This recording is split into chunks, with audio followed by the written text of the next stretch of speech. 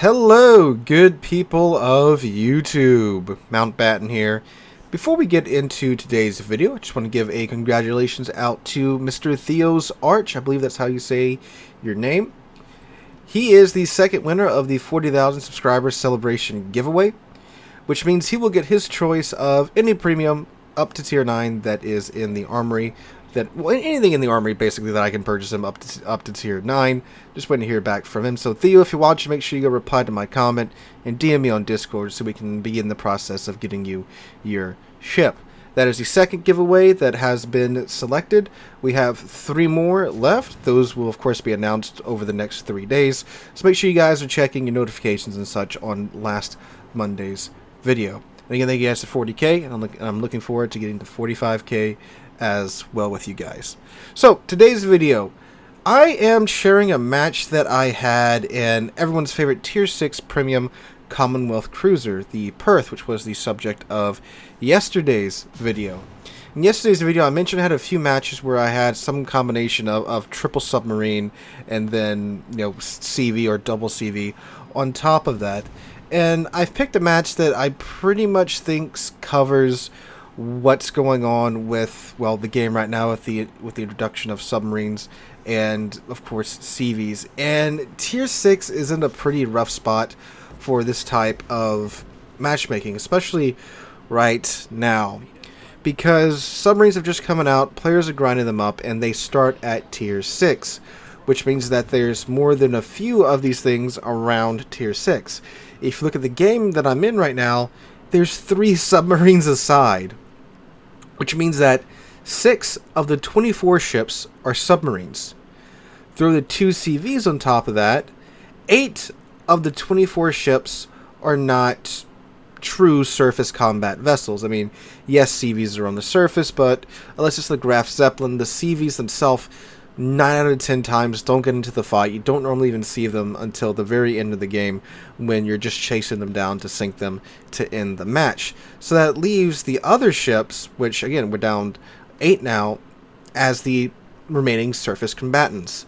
And with the way that matches already go, you guys know how it goes. You have, one flank that'll get all the ships on their side, then you have another flank that gets maybe 1 or 2. But of course, now with the reduced amount of ships on the surface, yeah.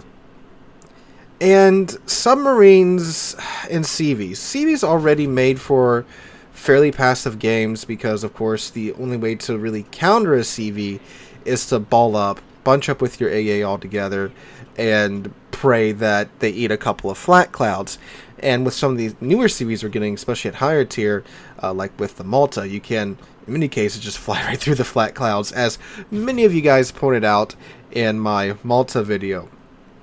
So you throw submarines into the mix, this new type of class that if you do go along by yourself and the submarine player is a halfway decent submarine player, you are, well, pretty much screwed because they can outspot you. They're submarines. The torpedoes reload mighty fast in most cases, so you're kind of just boned there. And again, that means a lot of players don't really want to spread out or anything like that. And again, depends on what type of team that you get, how well your team is going to fare in this match.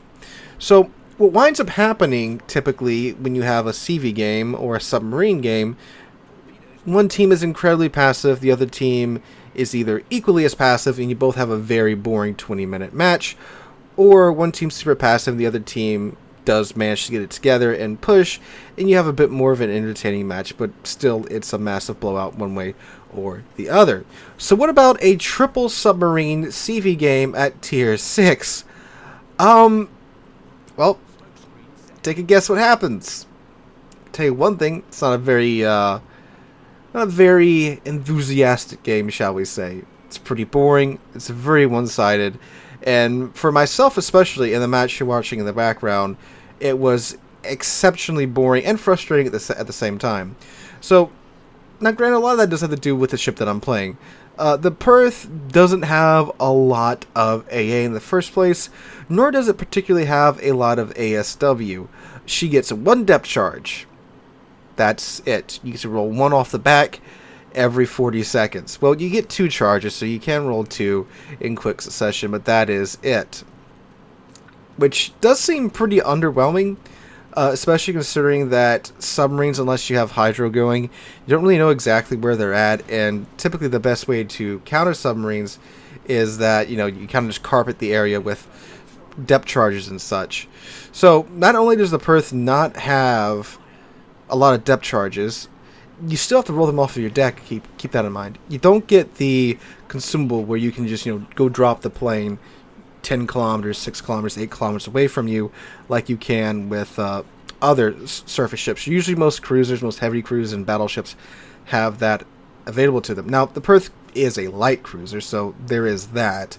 But yeah, you got to go out of your way, go find the submarine, go solo the submarine, and drop the depth charge right on his head. And hopefully you do hit him right on his head.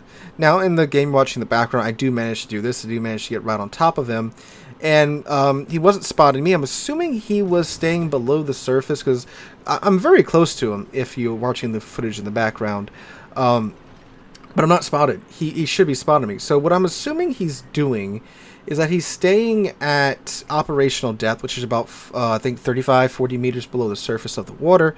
And he's using his hydrophone consumable to get silhouettes of the enemy ships. And I'm assuming he's only looking in front of him, which means he's looking at the Fuso and RCV in front of him. He's not looking behind him and not looking at me. So I'm able to just throw it in reverse, sail right over him, and get him out of the game. Now, one thing, too, about the Perth, her gun range isn't that great. So for the rest of this match, the enemy team, which is being incredibly passive, is running away. So now I'm having to chase them down in my Perth, and I don't have the spotter equipped, which is, granted, that is my fault. I don't have spotter equipped, because this is my Perth from Clan Battles, and that's what we were talking about in yesterday's video, how this ship basically helped ruin that Tier 6 season of Clan Battles, this ship along with the Graf Spee, because, you pop the crawling smoke screen, shove the Graf Spee and the Mutsu and the rest of the enemy team, the rest of your team, and the smoke screen, and you just, crawled along, hoping that you sink the enemy Clan Battles team before they sunk your team. And you had to have the fighter equipped because it was a CV Season 2, and everyone was using Arc Roll, which never ran out of planes, so that's why I have fighter equipped. And for the rest of this match, guys, I'm just chasing these enemy ships down at the edge of my gun range. They're just running. And this is happening so much more, I'm finding, at higher tier, even mid-tier now, where one team just completely rolls over the other team. And one thing I mentioned when submarines were being released is that it was going to be interesting to see how this affects the game. And, well, granted, they are just out right now. They literally just came out this update. A lot of players are playing them down at Tier 6 because this is where you have to start with the submarines at. And sure enough, it seems like at Tier 6, the tier that normally you go to if you want to have some more close quarters action, because the battleships, the cruisers, and the light cruisers and the destroyers, their gun ranges are much shorter than, of course, higher tier. So naturally these games would develop and be at mid to closer range. But here we are after playing, I think I played for about 2 hours trying to get some Perth B-roll for Tuesday's video. And look at this. This is just like Tier 10, which has been incredibly passive and boring for, God, I would say like 50% of the games that you play at Tier 10 now are like this, where one team rolls over the other one and they just run and you got to chase them down. And it's so dull and boring to play.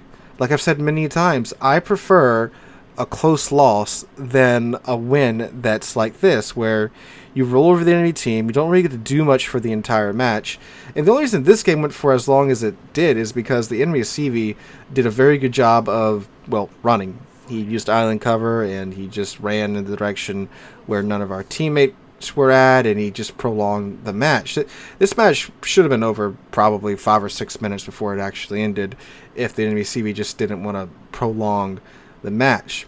And of course, at this time too, he's always just right on the edge of my main guns firing in range and such. So again, this could just be that there's a lot of new submarine captains at lower tier right now, so the matchmaking is kind of screwed. And I did think that that would be something that we would see probably for the first like 2 or 3 months after the update with submarines being fully released. But yeah, it's just kind of sad to see that this is where tier 6 is at right now. And this happened to me about 3 times out of the 6 games that I played in the Perth, getting the B-roll footage.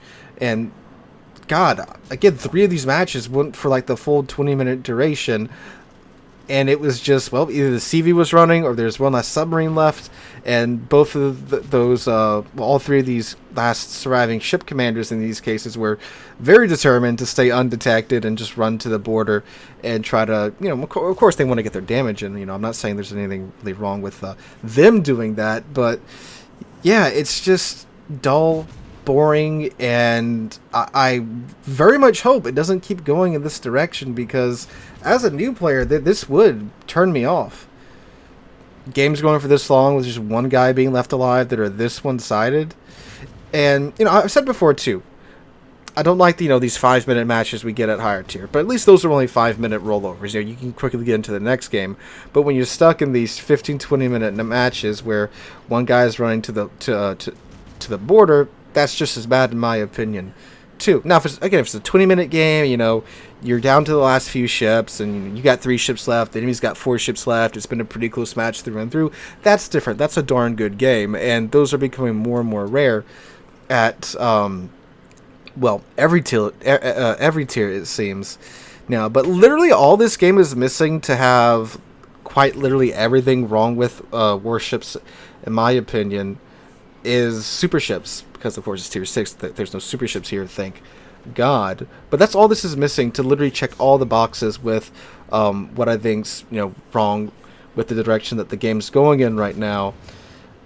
Man, I just hope that hopefully these submarines they start to spread out once commanders start to commanders. Well, I'm starting to sound like the dev blog now. Once players start to unlock more and more of them, more higher tiers of them. But yeah, I just wanted to share this match with you guys, show you what appears to be the well, at least the norm for a couple hours on a Tuesday evening in North America, at least. So let me know in the comments down below, you guys seeing similar things. Games going for 15-20 minutes, extremely one-sided matches now with submarines, lots of submarines, lots of CVs in these matchmakers now at tier 6. Let me know what you guys think about this in the comments down below. Just want to see what you guys think about this. So again, let me know what you guys think about this in the comments down below. Just want to get you guys' opinion on this. Because again, I don't play at tier 6 too much anymore. I would pop down here every once in a while, play a Warspider or a Dunkirk game and see how things are going at tier 6. This is the first time I've been down here since Submarines got released in full, except for like 1 or 2 times on stream, and those were no submarine matches. But now, shoot, I think there was a match I had playing the Perth yesterday that didn't have a submarine in it. So guys, let me know what your guys' experience are down here at tier 6 in the comments down below. Hope you guys enjoyed. Have a wonderful Thursday. Hope to catch you guys in the next one.